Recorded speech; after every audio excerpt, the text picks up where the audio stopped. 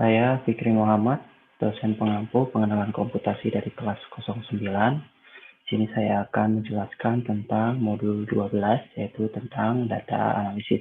Baik, di sini saya akan menjelaskan tentang pengantar data analisis. Pertama, tentu kita tahu di era informasi teknologi yang semakin berkembang sekarang ini, data itu semakin mudah didapat, sehingga kita banyak mendengar istilah-istilah data yang semakin berkembang, semakin besar, menjadi big data, dan juga ada istilah IoT atau Internet of Things, di mana semua informasi bisa kita peroleh dari internet dan juga kita bisa memproses informasi yang ada di internet. Karena semakin banyaknya data, maka informasi yang hadir itu akan semakin banyak. Oleh karena itu, kita harus lebih cermat dalam memperoleh data tersebut dan mengolah data-data yang kita dapatkan dari sumber yang berbeda-beda. Ya, kalau kita berbicara tentang big data, itu data yang sangat besar sekali ya.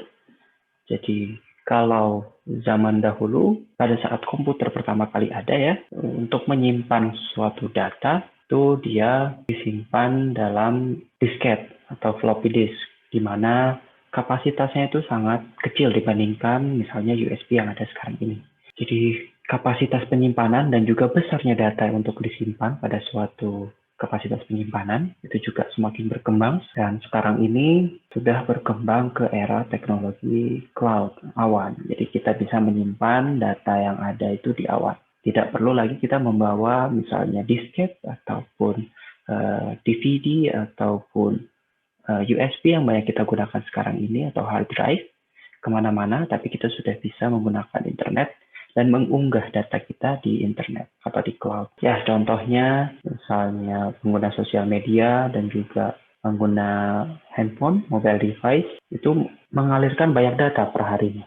Di contohnya ya kalau sosial media, Facebook ini mengalirkan kurang lebih 15 terabyte per harinya. Ini tahun 2009, bayangkan kalau hari ini bagaimana ya dengan bertambahnya user. Kemudian teknologi GPS yang banyak kita gunakan sehari-hari. Jika ingin berpergian dari satu tempat ke tempat yang lain, kita menggunakan teknologi tersebut. Tidak hanya digunakan untuk bernavigasi di dalam kendaraan, tapi juga kalau kita ingin berpergian dari satu tempat ke tempat lain yang itu tergolong dekat, misalnya ingin bernavigasi di ITB, dari gedung A ke gedung B, kita menggunakan GPS agar tidak tersesat. Ya, dengan banyaknya data yang didapatkan, maka informasinya itu akan semakin banyak, dan dengan banyaknya informasi mungkin menjadi tidak tepat untuk penggunaannya itu sendiri.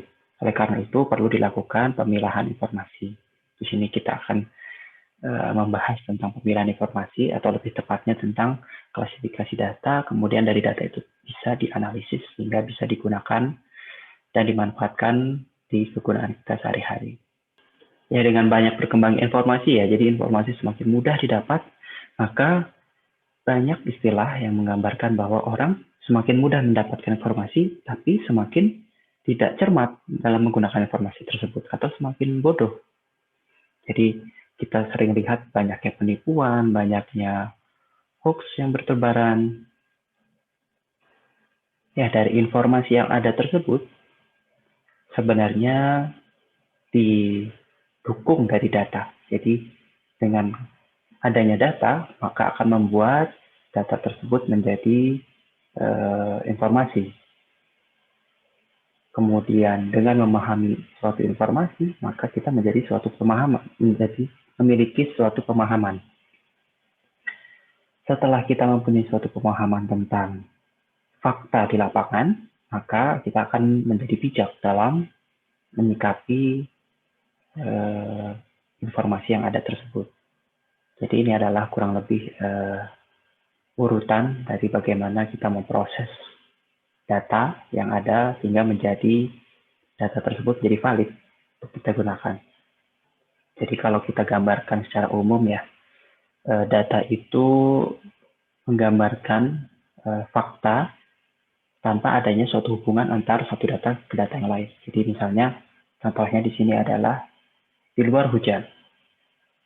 Kemudian kalau informasi menggabungkan antara data yang ada, satu data ke data yang lain, dan bisa menggambarkan sebab terjadinya adanya data tersebut dan efek dari adanya data tersebut.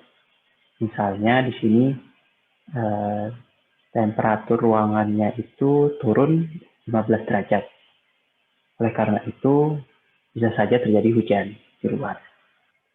Kemudian knowledge dan wisdom atau pengetahuan dan pemahaman lebih dalam mungkin ya, itu menggambarkan hubungan-hubungan dari informasi dan data yang ada sehingga bisa memberikan pemahaman yang lebih dalam. Jadi misalnya kelembapannya itu sangat tinggi dan temperatur, jadi ada dua data di sini, kelembapan dan temperatur, temperaturnya turun. Sehingga kira-kira itu akan menjadi hujan. Kemudian pemahaman lebih lanjut, ini lebih kepada pemahaman terhadap prinsip fundamental yang menggabungkan antara pengetahuan dan informasi data yang ada. Jadi contohnya misalnya ini hujan karena kita tahu hujan itu akibat banyak parameter yang terjadi di atmosfer.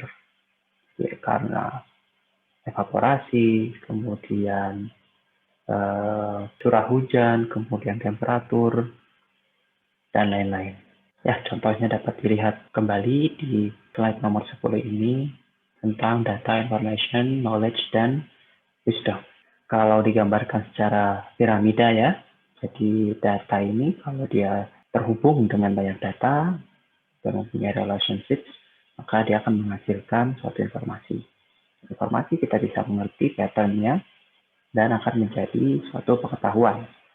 Kita bisa mengerti prinsip dari pengetahuan tersebut, maka akan menjadi kebijakan dan pemahaman.